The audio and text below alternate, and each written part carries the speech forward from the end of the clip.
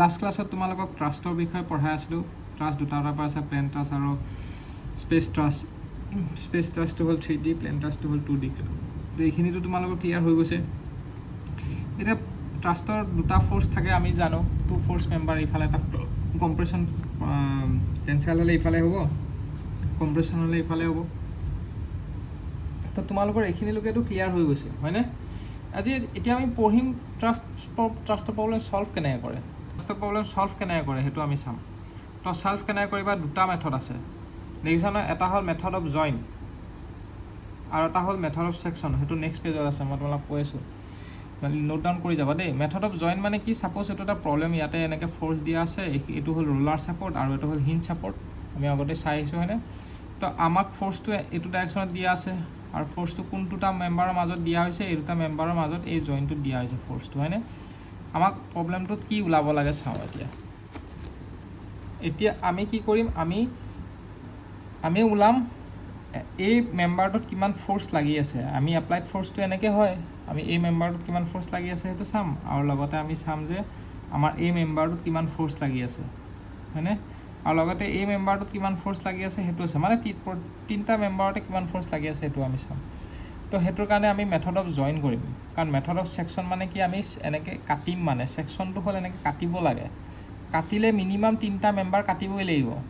1 2 3 আৰু এইটো বস্তু যদি আমি কাটো এনেকৈ কাটিব নোৱাৰোঁ ছেকশ্যনত কাৰণ 1 2 3 4 5টা মেম্বাৰ কাট খাই গ'ল কাটিলে আমি তিনিটা মেম্বাৰ কাটিব লাগিব এনেকৈ বা এনেকৈ য'ত মানে তিনিটা মেম্বাৰ কাট খায় দুটাও কাটিলেও নহ'ব তো ইয়াতে চোৱা আমি যদি এনেকৈ কাটোঁ এইফালে দুটা হ'ব ইফালে দুটা হ'ব ইফালে দুটা হ'ব তো এইটো মেথড অফ ছেকশ্যন পচিবলে নহয় গম পাইছানে মেথড অফ জইনটোৱে কৰিব লাগিব তো মেথড অফ জইনটো আমি কি কৰিলোঁ প্ৰত্যেকটো জইন আমি কনচিডাৰ কৰিলোঁ প্ৰত্যেকটো জইনতে আমি ফ্ৰী বডি ডায়েগ্ৰাম ড্ৰ কৰিম প্ৰথম এই জইন এত আমি ফ্ৰী বডি ডায়েগ্ৰামটো ড্ৰ কৰা জইন এটোত যদি ফ্ৰী বডি ডায়েগ্ৰাম ড্ৰ কৰা কি হয় ইফালে এটা ফ'ৰ্চ আছে এই মেম্বাৰটোত এটা ফ'ৰ্চ থাকিব সেই মেম্বাৰটোত ফ'ৰ্চ তুমি টেনচাইলো ল'ব পাৰা কম্প্ৰেছিভো ল'ব পাৰা তোমাৰ ইচ্ছা ছাপ'জ যদি কম্প্ৰেছিভ লোৱা তেতিয়াহ'লে ফ'ৰ্চৰ ডাইৰেকশ্যনটো এনেকৈ দিব লাগিব আৰু যদি টেনচাইল লোৱা ফ'ৰ্চৰ ডাইৰেকশ্যনটো ইফালে দিব লাগিব তেনেকৈ ইফালে টেনচাইল ল'লে ইফালে হ'ব কম্প্ৰেছিভ হ'লে এনেকুৱা হ'ব সেইটোলৈ কথা নাই তুমি যিকোনো ডাইৰেকশ্যন ল'ব পাৰা পিছত যদি ডাইৰেকশ্যনটো লোৱাত ভুল হৈছে তেতিয়া এনচাৰটো নিগেটিভতো আহিব সেইটোৱে কথা তো আমি টেনচাইলে লওঁ টেনচাইল লওঁতে চোৱা কি হৈ গ'ল টেনচাইল লওঁতে আমাৰ কি হৈ গ'ল এইটো ফ'ৰ্চ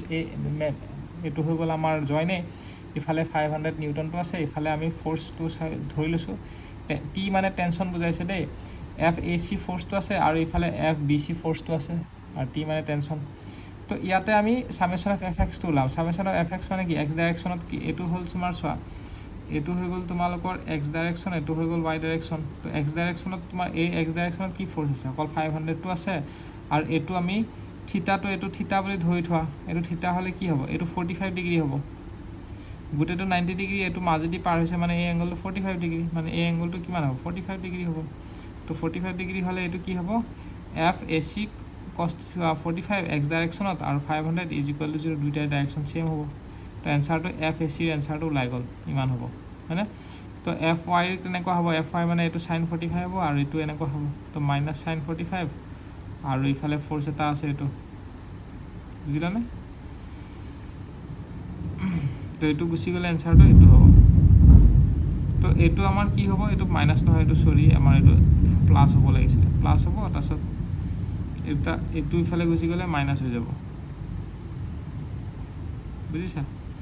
তো সেইটোৱে তাৰপিছত মাইনাছে প্লাছ হৈ গ'ল মানে এইটো মাইনাছ আৰু ইফালে মাইনাছ হৈ গ'লে প্লাছ হৈ গ'ল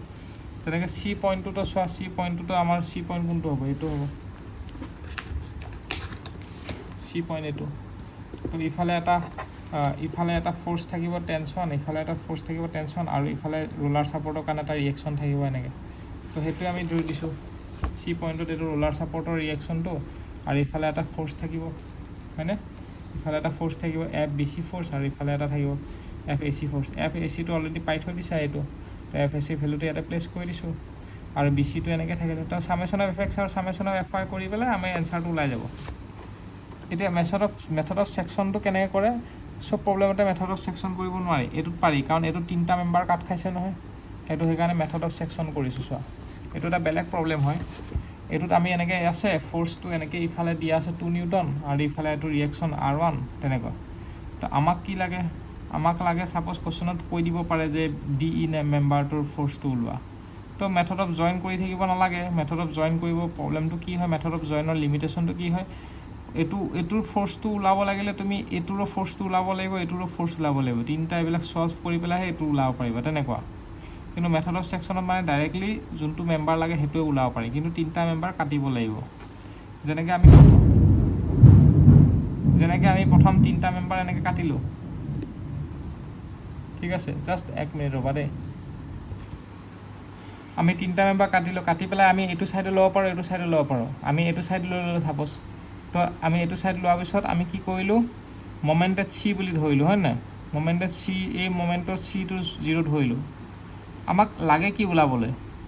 আচ্ছা আমাক প্ৰথম আমি ৰিয়েকশ্যনটো ওলাই ল'ম প্ৰথম তো মমেণ্টেড চি কৰিলোঁ আৰ এ ইনটু 6 আৰু 2 ইনটু 3 মমেণ্ট ওলাৰ পিছত মমেণ্টটো ওলাব জানাই মমেণ্টেড 3 = 0 প্ৰথম আমি আৰ এ ৰিয়েকশ্যন ফ'ৰ্চকেইটা ওলাই লৈছোঁ তাৰপিছত কি কৰিলে চোৱা তাৰপিছত যে আমি যে কাটিলোঁ কাটাৰ পিছত দুভাগ কৰি দিলোঁ এইটো হ'ল ৰিয়েকশ্যনত এ এনচাৰত 10 পাইছিলোঁ আৰু এইটো প্ৰথমটো হ'ল আৰু এইটো ছেকেণ্ডটো হ'ল হয়নে তো আমি কি কৰিম আমি লৈ ল'ম এইটো আমি নলওঁ কাৰণ ইয়াতে আকৌ এই ৰিয়েকশ্যনটো আমি আনন'ন হৈ আছে তলৰ ৰিয়েকশ্যনটো আনন'ন হৈ আছে সেইকাৰণে আমি এইটো লৈ ল'ম লোৱাৰ পিছত আমি ছাপ'জ যোনটো ফ'ৰ্চ লাগে আমাক কোনটো লাগে আমাক ওলাব দিছে ইয়াতে এফ বি ডি কোনটো হয় বি ডি মানে এইটো এফ বি ডি এইটো ওলাব দিছে তো এইটো যদি ওলাব দিয়ে ছামেশ্যন অফ এফ ৱাই কৰিলে হৈ যাব ছামেশ্যন এফ ৱাই কৰি দিয়াৰ লগে লগে কি হৈ যাব এইটো ৱাই ডাইৰেকশ্যনত কি হৈ যাব এইটো ৱাই ডাইৰেকশ্যনত এফ বি ডি চাইন 45 হৈ গ'ল আৰু ইফালে তোমালোকৰ 10 নিউটন আছে এইটো 1 নহয় দেই এইটো 10 হ'ব 10 নিউটনটো ইফালে হ'ব = 0 বাকীকেইটাতো এক্স ডাইৰেকশ্যনত আছে তো এফ বি ডিটো ওলাই গ'ল তেনেকৈ বুজিলা মানে এইটো যদি ধৰা এইটো ধৰিব নালাগে আৰু কাৰণ ইফালেও এফ বি ডি আছে ইফালৰ পৰাও চল্ভ কৰিব পাৰা ইফালেও তেনেকৈ ছামেশ্যন এফ ৱাই কৰিলে হ'ব কিন্তু ইফটো নাই কৰা কিয় কাৰণ আমাৰ এই ৰিয়েকশ্যনটো আনন'ন হৈ আছে এই ৰিয়েকশ্যনটো এইটো ৰিয়েকশ্যন হয় এইটো এফ চি ৰিয়েকশ্যনটো তুমি ওলাব পাৰিবা যদি বিচাৰা তেতিয়া মমেণ্টেড এ ধৰি ল'লে হ'ল মমেণ্টেড এ ধৰি পেলাই মমেণ্টেড এ = 0 কৰি পেলাই এফ চি ৰিয়েকশ্যনটো ওলাই যাব বুজিলা তেতিয়া আমি এইটো ছাইড কৰিব পাৰিম তেতিয়াহ'লে আমি এইটো ছাইড কৰিব পাৰিম এফ চিটো ওলালে আমি এইটো ছাইড ওলাইছোঁ কাৰণে এইটো তো সেইটোৱে হ'ল তেনেকৈ মেথড অফ ট্ৰাষ্টটো বাকী কথা নাই বাকীখিনি আমি নেক্সট ভিডিঅ'ত আমি কণ্টিনিউ কৰিম